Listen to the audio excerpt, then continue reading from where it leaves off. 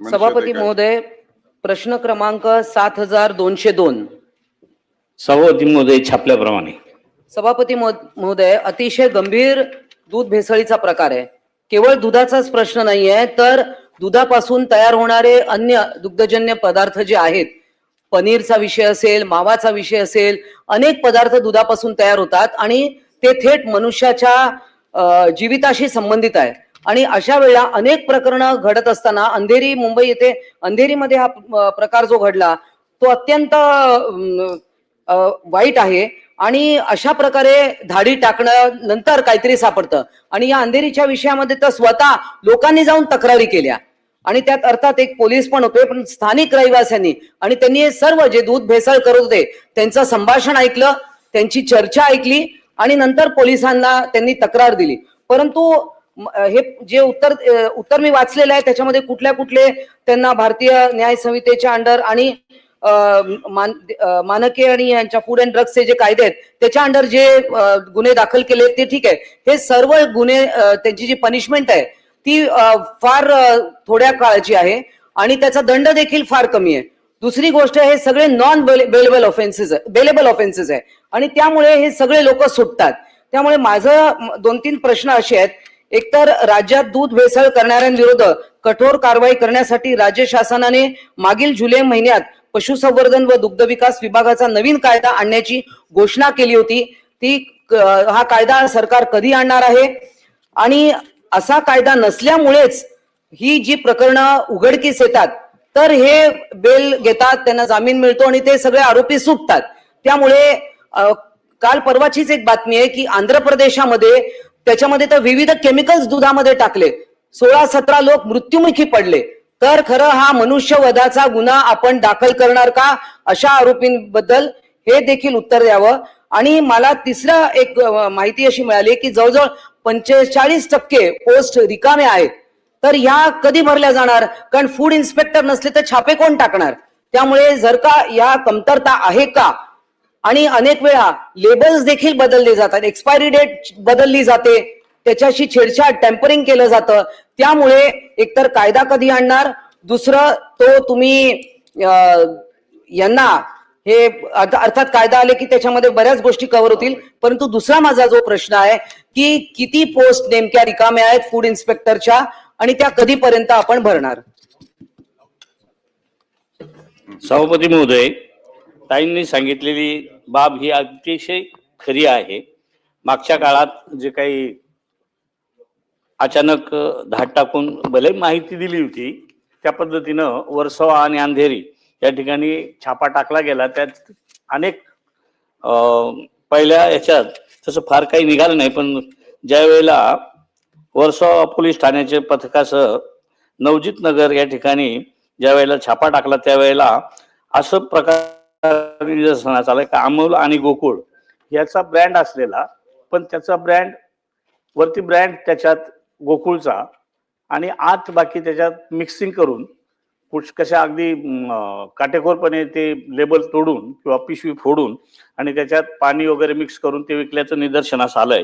हे खरं आहे. त्या बाबतीत 14 लोकांवर त्या ठिकाणी गुन्हे दाखल केलेत. 4 लोकांवर आता तडीपारीची कार्यवाही सुरू आहे. आणि ताईंनी जो काही मनुष्यबळाचा किंवा मनुष्य जे नोकर जे आहेत त्या संदर्भात सांगितलं तर अगदी खरं आहे का 1271 एकूण आस्थापना कार्यरत आहे आणि आकृतीबंधानुसार 2544 पदे अपेक्षित आहेत. तर त्याच्यात 1273 पदे आपल्याला अजून वाढ करणं गरजेचं आहे. त्या दृष्टीनं वित्त विभागाकडे तशी फाईल त्या ठिकाणी पुटअप केली होती. काही त्रुटी काढून त्या ठिकाणी फाईल रिटर्न आली.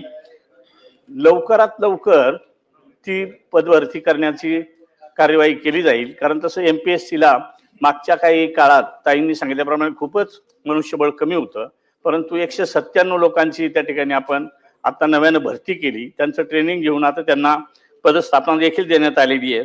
एकूण 350 पदांपैकी खूप जागा रिक्त होत्या. आता 189 भरल्यामुळे आता फक्त 30च जागा खाली असून पदे वाढवण्याबाबत नवीन आकृतीबंध तयार करण्यात येईल. आभारी आहे आपला. आणि मनीषाताईंनी अतिशय महत्वाच्या आणि एका गंभीर इथे प्रश्न उपस्थित केलेला आहे. आणि आपण सगळ्यांनी प्रत्येक ह्याच्यामध्ये अधिवेशनामध्ये ह्या भेसळयुक्त दूध असेल, भेसळयुक्त काही पदार्थ असेल, आपण नेहमी बोलतो. सभापती महोदय, असं आहे की आता 30च कर्मचारी कमी आहेत असं त्यांनी सांगितलं. आणि त्यांनी उत्तरात सांगताना हे सांगितलं की तक्रार आली, त्याच्यानंतर आपण कारवाई केली. तुमचं फ्लाइंग स्क्वॉड काय करतंय? त्यांचं कामच आहे ना ते. फ्लाइंग स्क्वॉड बनवलंय कशा करता?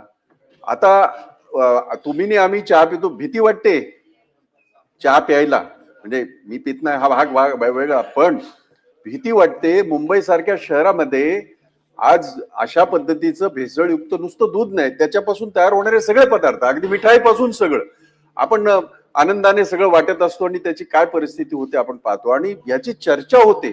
इथे अधिकारी बसलेले आहेत, पण एक गोष्ट सांगतो आपल्याला, यांचा सगळ्यांचा एक कनायवन्स आहे, या सगळ्यांची एक ती चेन आहे. हे आजच नाही.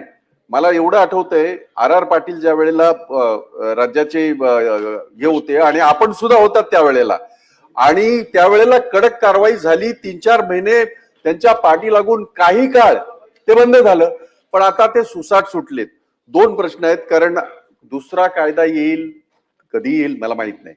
आपण म्हणजे मंत्री सांगतील काय सांगायचं तर, पण 14 जणांना अटक केलंय, याचा दुसरा अर्थ असा होतो ही संघटित गुन्हेगारी आहे. संघटित गुन्हेगारीमध्ये मकोका लावून त्यांना जामीनच होत नाही. परंतु अधिकारी इतके हे झालेले आहेत, बिंदास झालेले आहेत. आणि बिंदास हा शब्द तरास आहे. अधिकारी इतके माजलेले आहेत, हा शब्द चांगला आहे. अधिकारी, तुमचे अधिकारी जरा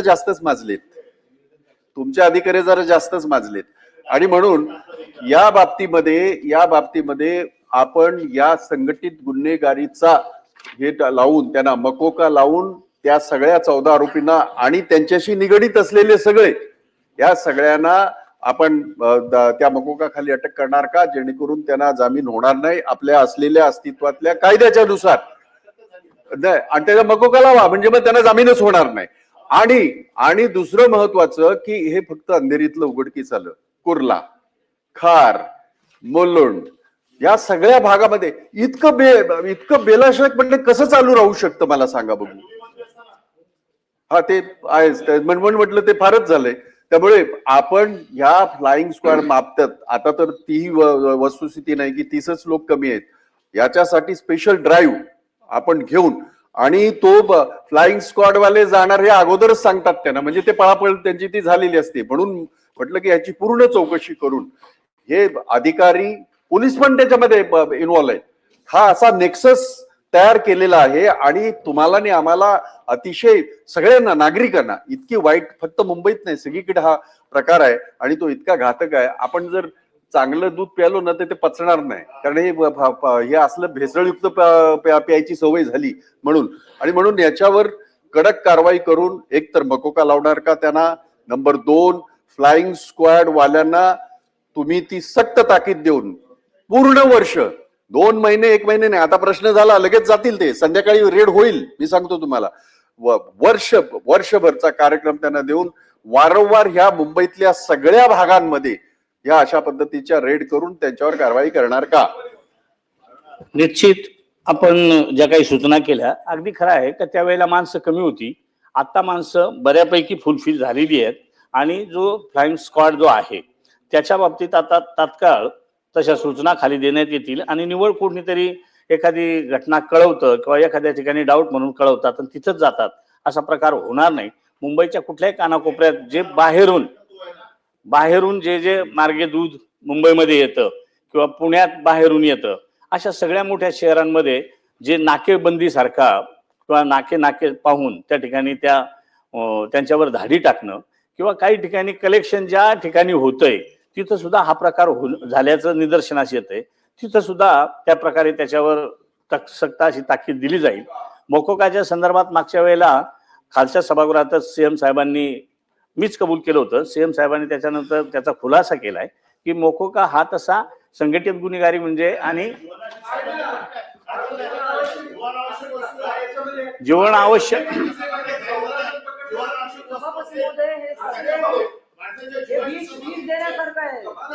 फक्त अध्यक्ष सभापती महोदय,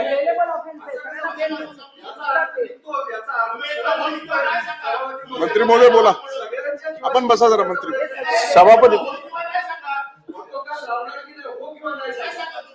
नाही, मोकोकाच्याच धर्तीवर आता जे काही नवीन एक ड्राफ्ट केलेला आहे, ड्राफ्ट अवेलेबल नाही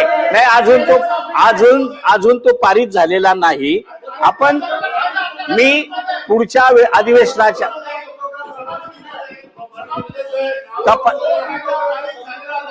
तपासून घेऊन मोकोका लागत असेल, जी संघटित गुन्हेगारी ही 14 लोकांची जरी असेल तरी त्याला अनेक बारकावे. परब साहेब बोला.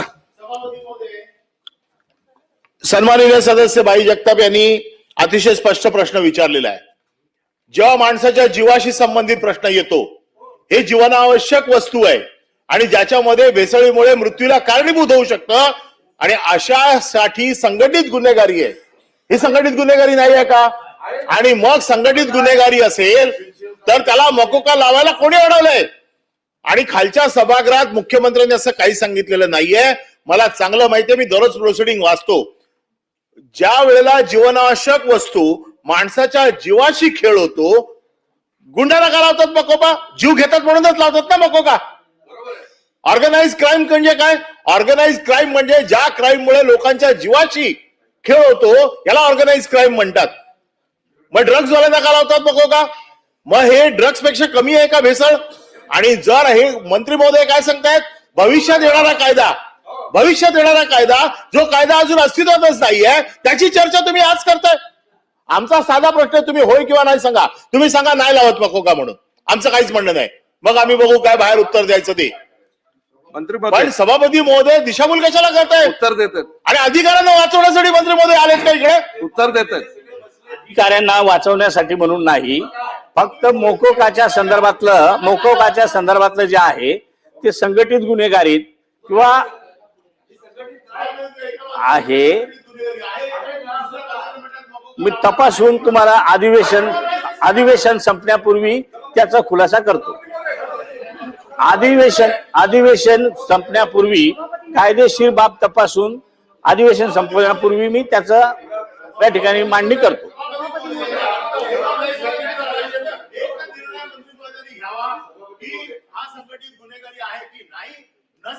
तुम्ही सांगा आम्ही लावत नाही म्हणून मकोका, प्रश्न मिटला. मग काय ते, पण एका बाजूने मान्य करतायत संघटित गुन्हेगारी आहे, माणसाच्या जीवाशी खेळ होतोय, आणि तरी सांगतायत म्हणजे मंत्री वाचवतायत अधिकाऱ्यांना. का त्यांचं पाप तुम्ही तुमच्या डोक्यावर घेताय? पाप करणार ते लोक आणि डोक्यावर मंत्री महोदय घेणार. अगोदरच त्यांच्या डोक्यावर काय कमी पाप आले त्यांच्या बाकीच्या स्टाफमुळे? एवढं पाप घेऊन जाणार कुठे तुम्ही? अधिवेशन संपण्यापूर्वी मी त्याचा खुलासा करतो.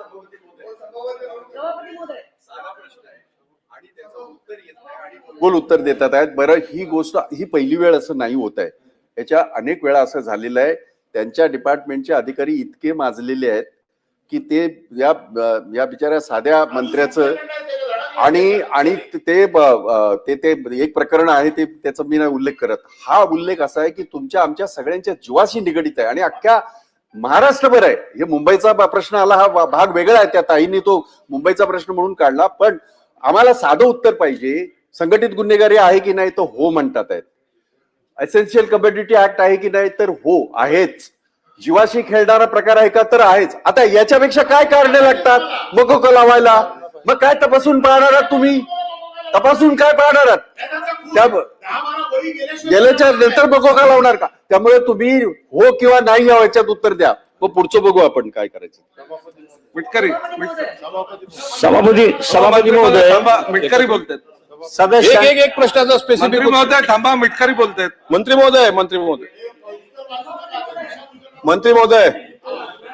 महोदय माझा पण प्रश्न घ्या, संयुक्त उत्तर द्या ना. मागील महिन्यात 5,000 दूध पॉकेटची चाचणी करण्यात आली होती. त्याचा अहवाल आपण देणार होता, त्याचा अहवाल आलेला नाही. आणि यामध्ये एफडीएचे सचिव पदाचे अधिकारी भ्रष्ट अधिकाऱ्यांना पाठीशी घालतात. त्या सचिवांवर आपण काय कारवाई करणार आहात? मंत्री महोदय, मला वाटतं की सभागृहामध्ये आपण शांतता ठेवा. अनिल परब साहेब खाली बसा. भावना लक्षात भाई घेता जगताप खाली बसा. आणि ताईंनी सुद्धा अतिशय सर, नाही. महत्वाचा प्रश्न या ठिकाणी जो उपस्थित केला, तर आपल्या सगळ्यांच्या भावना लक्षात घेऊन त्या ठिकाणी मोकोकाची कार्यवाही केली जाईल. प्रश्न क्रमांक 2 प्रसाद लाड 6903